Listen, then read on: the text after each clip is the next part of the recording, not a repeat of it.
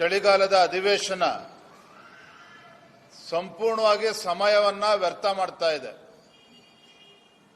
ರಾಜ್ಯದ ಜ್ವಲಂತ ಸಮಸ್ಯೆಗಳ ಬಗ್ಗೆ ಚರ್ಚೆ ಮಾಡೋದಕ್ಕೆ ಮುಖ್ಯಮಂತ್ರಿಗಳ ಆದಿಯಾಗಿ ರಾಜ್ಯ ಸರ್ಕಾರ ತಯಾರಿಲ್ಲ.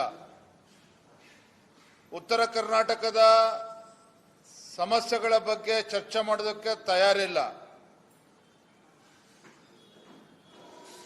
ಬಾಣಂತಿಯರ ಸಾವು, ಶಿಶುಗಳ ಮರಣ, ಇದ್ರ ಬಗ್ಗೆನೂ ಕೂಡ ಚರ್ಚೆಗೆ ಸರ್ಕಾರ ತಯಾರಿಲ್ಲ.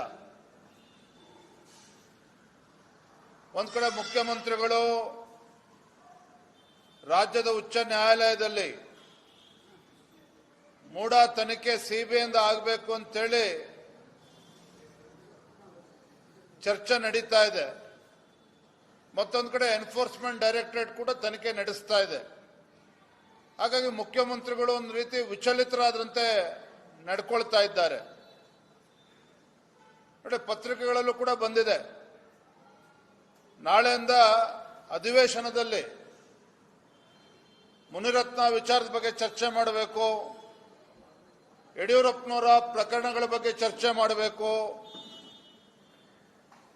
ಕೋವಿಡ್ ಬಗ್ಗೆ ಚರ್ಚೆ ಮಾಡಬೇಕು. ಅಲ್ಲರಿ, ಕೋವಿಡ್ ಇವತ್ತು ಮೈಕಲ್ ಕುನ್ನ ಮಧ್ಯಂತರ ವರದಿ ಏನು ಆತುರ ಇತ್ತು. ಸರ್ಕಾರ ಬಂದು ಹತ್ತತ್ರ 2 ವರ್ಷ ಆಗ್ತಾ ಇದೆ. 2 ವರ್ಷಗಳಲ್ಲಿ ನೀವು ತಲೆ ಕೆಡಿಸ್ಕೊಂಡಿಲ್ಲ. ಈಗ ಮಧ್ಯಂತರ ವರದಿಯನ್ನು ತೆಗೆದುಕೊಂಡು ಅದರ ಆಧಾರದ ಮೇಲೆ ಎಫ್ಐಆರ್ ಅನ್ನು ರಿಜಿಸ್ಟರ್ ಮಾಡಿ ಅದು ಅಧಿವೇಶನದಲ್ಲಿ ಚರ್ಚೆ ಮಾಡಬೇಕು ಅಂತೇಳಿ ಸರ್ಕಾರ ಬಯಸ್ತಾ ಇದೆ ಅಂತ ಹೇಳಿದ್ರೆ, ಸದನವನ್ನ ದಿಕ್ಕು ತಪ್ಪಿಸ್ತಕ್ಕಂಥ ಕೆಲಸ ಇವತ್ತು ರಾಜ್ಯ ಸರ್ಕಾರ ಮಾಡ್ತಾ ಇದೆ ಅನ್ನೋದ್ರಲ್ಲಿ ಯಾವುದೇ ಅನುಮಾನಗಳಿಲ್ಲ.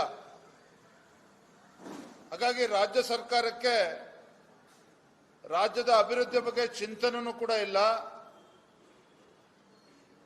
ಸಮಸ್ಯೆಗಳಿಂದ ಓಡಿ ಹೋಗ್ತಕ್ಕಂಥ ಪ್ರಯತ್ನ ಮಾಡ್ತಾ ಇದೆ.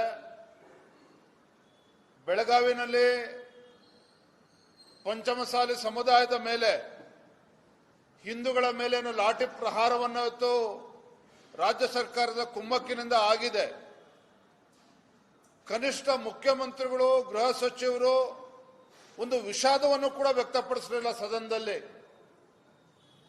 ಅಧಿಕಾರದ ಮದ ಇವರು ನೆತ್ತಿಗೆ ಏರಿದಂತೆ ಕಾಣ್ತಾ ಇದೆ. ಅಧಿಕಾರ ಶಾಶ್ವತ ಅನ್ನೋ ಭ್ರಮೆನಲ್ಲಿ ಇವತ್ತು ರಾಜ್ಯ ಸರ್ಕಾರ ಇದ್ದಂತೆ ಕಾಣ್ತಾ ಇದೆ. ಹಾಗಾಗಿ ಈ ರೀತಿ ಒಂದು ರೀತಿ ಆನೆ ನಡೆದಿದ್ದ ದಾರಿ ದರ್ಪದಿಂದ ರಾಜ್ಯ ಸರ್ಕಾರ ಮುಖ್ಯಮಂತ್ರಿಗಳು ನಡ್ಕೊಳ್ತಾ ಇರ್ತಕ್ಕಂಥದ್ದು ಖಂಡಿತ ಇದು ಸರಿಯಲ್ಲ. ನಾಳೆ ದಿನ ನಾವು ಸಹ, ಯಾಕಂದ್ರೆ ಉತ್ತರ ಕರ್ನಾಟಕದ ಬಗ್ಗೆ ಸಮಗ್ರ ಚರ್ಚೆನೂ ಕೂಡ ಆಗಬೇಕು. ಹಾಗಂತ ಇವರ ಒಂದು ರಾಜಕೀಯ ಪ್ರೇರಿತ ತನಿಖೆಗಳಿಗೆ, ಇವರ ದಬ್ಬಾಳಿಕೆಗಳಿಗೆ ಹೆದರ್ಕೊಂಡು ಓಡೋಗ್ತಕ್ಕಂಥ ಪ್ರಶ್ನೆ ಇಲ್ಲ. ಏನೇ ಬಂದರೂ ಕೂಡ ಅದನ್ನು ಧೈರ್ಯವಾಗಿ ಎದುರಿಸ್ತೇವೆ. ಆದರೆ ರಾಜ್ಯ ಸರ್ಕಾರ ತನ್ನ ಜವಾಬ್ದಾರಿಯನ್ನು ಮರೆತು ಈ ರೀತಿ ಬೇಜವಾಬ್ದಾರಿಯಿಂದ ನಡ್ಕೊಳ್ತಾ ಇರ್ತಕ್ಕಂಥದ್ದು ಖಂಡಿತ ಅಕ್ಷಮ್ಯ ಅಪರಾಧ. ಇವತ್ತು ಬೆಳಗ್ಗೆ ನಾನು ದೃಶ್ಯ ಮಾಧ್ಯಮಗಳನ್ನು ನೋಡ್ತಾ ಇದ್ದೆ.